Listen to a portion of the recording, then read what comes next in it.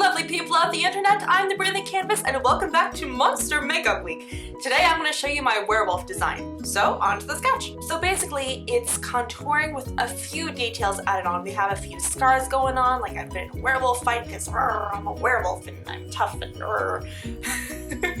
Just a few accents with the wrinkles in the nose to give it that muzzled look. I have some like brown triangle. It's kind of to suggest the fur on the face. Then I have a little bit of the nose to go on with the muzzle and to give it that kind of dog muzzle mouth shape. I have brown lips and then red on the bottoms and then just some nice smoky eyes, and again with the eyeliner. I did this pretty much the same exact design for my vampire video for yesterday. I forgot to include that step in for some reason, so I'll make sure you guys see it today. And it comes down to the tear stains. So yeah, that's it. Let's get started. We already did a little bit of contouring for this and made sure it was a little bit darker to get all those features in. If you want to see how that's done, you can look at that video up there. I'm gonna go ahead and start with that fur triangle on the forehead. So I'm gonna take some brown cream. I'm gonna outline it with a brush. Just do a kind of a curving triangle all the way down to the edge of my nose.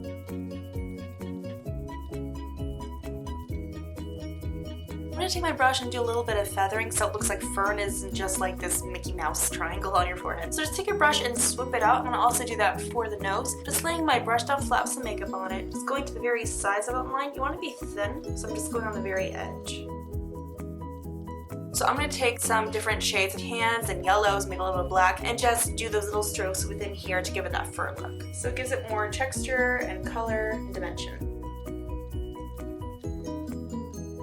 It's just a suggestion of that. There isn't fur everywhere. Let's go on to the nose. You are going to crinkle up your nose. You're going to trace over everything and try to do your makeup while you're holding this pose. So that didn't work. Let's try something else. I'm just gonna do a light wash of the brown. I'm not gonna do any of the fur details because I'm gonna be drawing lines over it. It's just gonna get so confusing. It's gonna look like this beautiful gazelle texture. It looks like a gazelle, I don't know. I think. Antelope? So a little wash just down the center of the nose. And then I'm going to wrinkle my nose. I'm just gonna trace over. This is a lot better. I can see the lines of the wrinkles. I can trace over everything. I'm not adding on too many lines. I'm going to go over the centers with brown, and then on the outer edges to give it that highlight and that raised structure, I'm gonna go over with a light tan or a white. So I'll leave it for now. I'll decide later. I'm going to do a little line down the center, and I'm just going over the edge of the nose. The nose is pretty much just at the very tip. It isn't like this big rounded nose. Kind of go out to where your nose kind of goes down to that flat edge over here. Kind of trace that all the way up to this side. Trace around that crevice. Bring it back down. Your finger around the nostril, and all the way down to the cupid's bow. This is the part where you want to make sure that you have a clean nose. To give a seamless line, you're going to go in just into the inner edge of your nostril. I think because of the fur, the nose is getting lost, so I'm going to do a little bit of a highlight just on the edge there. Dogs and wolves' noses kind of have that dip just in the center, so I did a little bit of that. I also went back over the bridge of my nose and did more of that light tan or white foundation and really went through those lines to make these more distinct and visible. So now we're going to do the eyeshadow. So we're just going to do a light brown on the lid and dark in the crease, pair that with a little bit of black, and then I'll show you how I do that eyeliner. Okay, so for the eyeliner, you're basically going to do a really dramatic cat eye. So you're going to pull your skin taut on your eye, you're going to do a straight line. You'll lift up like you would for your normal, kind of like a wing. We're going to carry that on all the way to the edge. And then if you want to make it thicker and more refined, going over with a fine pencil really helps with that. And then you're going to do basically the same thing to the lower lid and parallel that. I'm going to go to the very end here, just keep that out, and curve it kind of when you get to the dip here at the side of your nose, kind of just before that tear duct on your bottom lid, again paralleling it.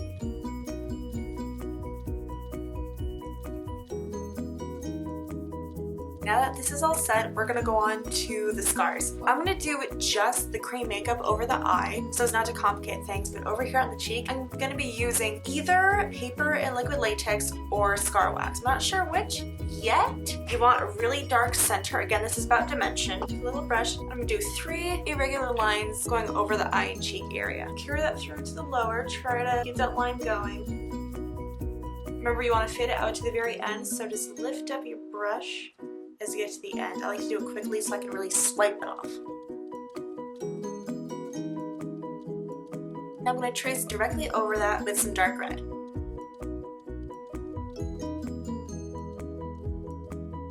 then to elevate all these scars, I'm going to go over with a white pencil and lightly trace around them, and then with my finger just lightly dab to kind of feather in those two lines together.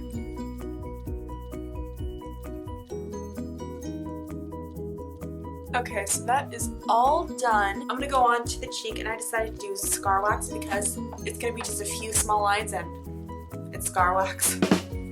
What I'm gonna do is slither a little sneaky snake, and to help it stick on, I'm gonna do a little bit of liquid latex just on those areas, kind of drawing out where I want the scars to be. So right now I'm just taking the end of my spatula and I'm just smoothing out the edges and kind of lightly flattening that out. Okay, now to make that scar indent, I'm just going to take the edge of my spatula and do a little line just in the center. And then I'm going to seal this in with some liquid latex so it's no longer sticky, and you can put some makeup on top.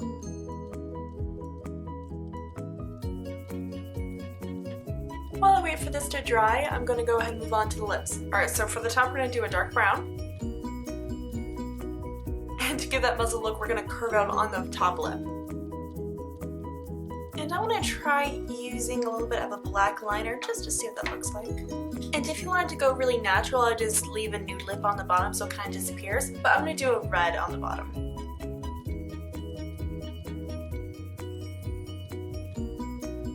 Now we're going to work on the rest of our scars. So the liquid latex helps seal in the scar wax and makes sure it kind of helps it not move anywhere. But liquid latex itself is sticky, so I'm going to go over it with a little bit of translucent powder.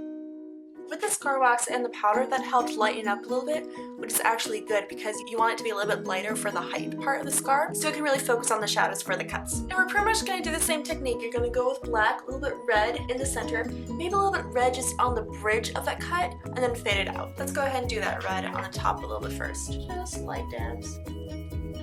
I don't know, it's a little bit too light around. I'm gonna go ahead with my foundation. Alright, actually going over with the nude over the red, it helps neutralize it a little bit, makes it not so bright. Do that. Also, you see with the scar wax and with liquid latex, it kind of, when you smooth it out, it kind of wrinkles upon itself, but that's kind of cool. You see how I'm smiling?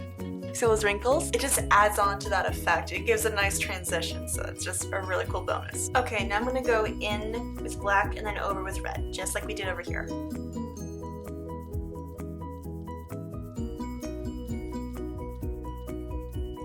Okay, and then to make it look like real fresh cuts, what I'm going to do is take a little bit of fake blood and go over. Or if you don't have that, you could also just use a little bit of lip gloss.